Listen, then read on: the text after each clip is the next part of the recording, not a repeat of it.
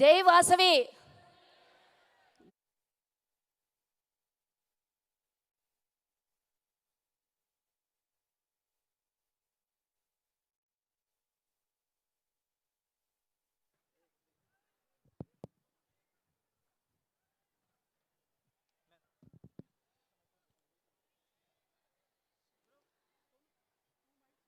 గత 3 నెలల నుంచి కష్టపడి ఈ కార్యక్రమం ఒక దీక్షతో మొదలుపెట్టి ప్రపంచ రికార్డులో ఆర్యవైశ్య కార్పొరేషన్ ఆధ్వర్యంలో Guinness book of world record సాధించాలని 3 నెలల నుంచి శ్రమపడి 30,000 మందికి పైగా రిజిస్ట్రేషన్ చేసుకొని ఈరోజు రికార్డు బ్రేక్ చేసినటువంటి మనందరూ ఆర్యవైశ్యులు ప్రతి ఒక్కరికి కూడా పేరు పేరున అమ్మవారి ఆశీస్సులు, అమ్మవారి ఆత్మ అభిమానం మనందరి మీద ఉండాలని కోరుకుంటూ ఈరోజు మన ముఖ్యమంత్రి వర్యులు అన్నా అని పిలుచుకుంటాను రేవంత్ రెడ్డి గారు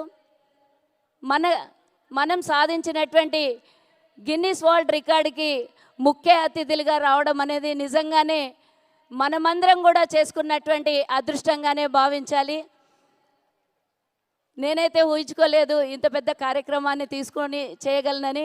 నాకు మరి తెలంగాణ వచ్చిన తర్వాత కార్పొరేషన్ కావాలని కొట్లాడినాము, కానీ 10 ఏళ్ళు కార్పొరేషన్ రాలేదు. రేవంత్ అన్న ముఖ్యమంత్రి అవ్వగానే తొలి 37 మంది చైర్మన్లను ప్రకటించిన దాంట్లో నన్ను కూడా కార్పొరేషన్ చైర్మన్గా ప్రకటించారు.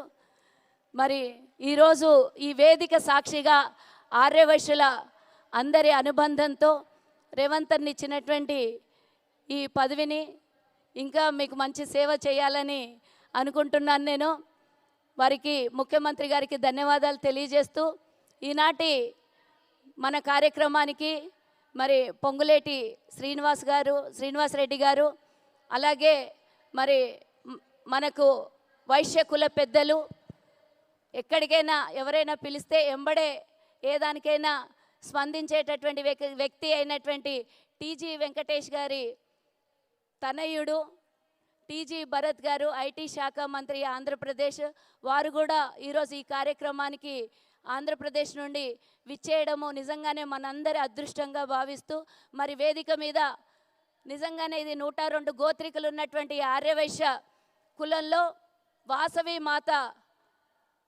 అమ్మవారు ఆత్మార్పణ చేసుకున్న రోజు 102 గోత్రికులు కుటుంబ సభ్యులు అంటే దంపతులతో ఆత్మార్పణ చేసుకున్నటువంటి మన కులంలో మరి అమ్మవారి 102 శ్లోకాలతో వాసవి పారాయణాన్ని రాయాలి అని నేను పీఠాధిపతుల్ని సంప్రదించినప్పుడు ఈ వేదిక మీద ఉన్నటువంటి పెద్దలు, గురువులు, వైశ్య పీఠాధిపతులందరూ కూడా 16 మంది పీఠాధిపతులందరూ కూడా వారి సమీక్ష నిర్ణయం మేరకు 102 శ్లోకాలతో వాసవి పారాయణాన్ని మరి మన చింతల శ్రీనివాస్ గారి పర్యవేక్షణలో రచింపబడినటువంటి ఈ 102 శ్లోకాల వాసవి పారాయణాన్ని ఈరోజు పెద్ద ఎత్తున మనం నమోదు చేసుకోబోతున్నాము.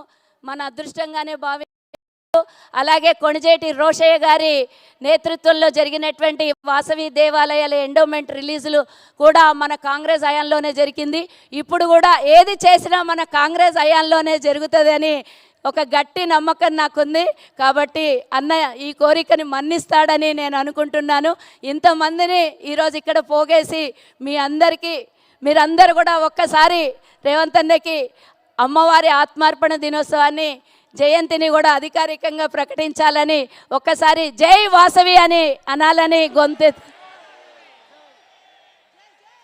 ఈరోజు మరి కల్పన గారు చాలా రోజులు కష్టపడి ఈ పాటని వాసవి పారాయణం తను వేరే రాష్ట్రంలో ఉండి ఇక్కడికి వచ్చి ఉపవాసంగా ఉండి ఈ 102 శ్లోకాలని పాడి మనకు అందించారు. వారు కూడా ఈరోజు వేదిక మీద ఉన్నారు. మరి ఇంత మంచి వైశ్య కులంలో అవకాశం దొరికినందుకు నేను కూడా అదృష్టవంతురాలుగానే భావిస్తున్నాను. ఏదైనా కూడా ఆర్యవైశ్యులు దానాల్లో ధర్మాల్లో మంచి చేయడంలో ముందుంటారు. కాబట్టి మరి ఆర్యవైశ్యులు భక్తితో కూడుకున్నటువంటి మన ఆర్యవైశ్యులు గుళ్ళు గోపురాలకి దాతలుగా ఉండేటటువంటి మన ఆర్యవైశ్యులకి ఇదొక చిన్న కోరికని మన్నించి మా కోరికను నెరవేరుస్తారని కోరుకుంటూ ఈరోజు ఇంత పెద్ద కార్యక్రమం చేయడానికి కూడా ముఖ్య కారణం కూడా అన్నని తప్పకుండా ఈ కార్యక్రమానికి పిలవాలి, తప్పకుండా ఇది అడగాలి. ఆర్యవైశ్యులు అందరు చాలామంది కార్పొరేషన్కి లెటర్ కూడా ఇవ్వడం జరిగింది కాబట్టి ఈ వేదిక ద్వారా అన్నయ్యని అడగడం జరుగుతోంది. ఈ అవకాశం ఇచ్చినటువంటి మరి ముఖ్యమంత్రి గారికి, నా ఆర్యవైశ్య కుల పెద్దలకి, వేదిక మీద ఉన్నటువంటి పెద్దలందరికీ, వేదిక మీద ఉన్నటువంటి నా ఆర్యవైశ్య బంధుమిత్రులకు అందరికీ కూడా ధన్యవాదాలు తెలియజేస్తూ జై హింద్, జై వాసవి. జై వాసవి. సుజాత గారు, మీరు చెప్పినటువంటి ఆ కోరికని తప్పకుండా మన గౌరవనీయ ముఖ్యమంత్రి వర్యులు తీర్చాలని మనస్ఫూర్తిగా కోరుకుంటూ ఉన్నాము. అలాగే ఈరోజు ఈ కార్యక్రమానికి విచ్చేసినటువంటి మంత్రివర్యులు శ్రీ పొంగులేటి శ్రీనివాసరెడ్డి గారికి కూడా సాదర స్వాగతం పలుకుతూ ఉన్నాము. ఇక మన గౌరవనీయ ముఖ్యమంత్రి వర్యులు శ్రీ ఏ రేవంత్ రెడ్డి గారు ఎప్పుడు అన్ని ధర్మాల పట్ల సమన్వయత్వాన్ని పాటిస్తూ ఉంటారు. అది హిందువులైనా, క్రిస్టియన్స్ అయినా, ముస్లిమ్స్ అయినా సరే అందరికీ చేయూతను అందిస్తూ ఉంటారు. మన ధర్మం గురించి ఎన్నో అద్భుతమైనటువంటి కార్యక్రమాలని వారు చేపడుతూ వస్తున్నారు.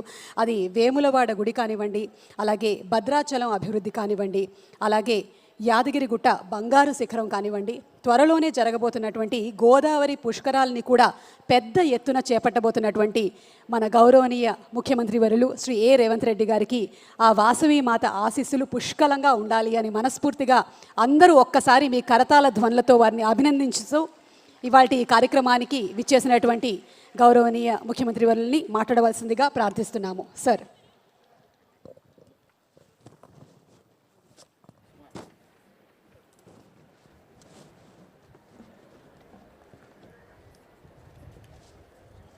తెలంగాణ రాష్ట్ర ప్రభుత్వం తరఫున ఆర్యవైశ్య కార్పొరేషన్ చైర్పర్సన్ కాల్వ సుజాత గారు, అదేవిధంగా ఆర్యవైశ్య మిత్రబృందం ఒక మంచి కార్యక్రమాన్ని ఏర్పాటు చేసి నాతో పాటుగా ఆంధ్రప్రదేశ్ మంత్రివర్యులు టీజీ భరత్ గుప్తాను ఇక్కడికి ఆహ్వానించి, అదేవిధంగా పొంగులేటి శ్రీనివాసరెడ్డి గారు, దయానంద్ గారు, శాసనసభ్యులు సూర్యనారాయణ గారు, మాజీ శాసనసభ్యులు బిగాల గణేష్ గారు, ఇతర ముఖ్యమైన ఆర్యవైశ్య ప్రజాప్రతినిధులను, అదేవిధంగా వివిధ ప్రాంతాల నుంచి వేలాది మంది ఆర్యవైశ్య సోదరులు ఎల్బీ స్టేడియంలో ఈ కార్యక్రమం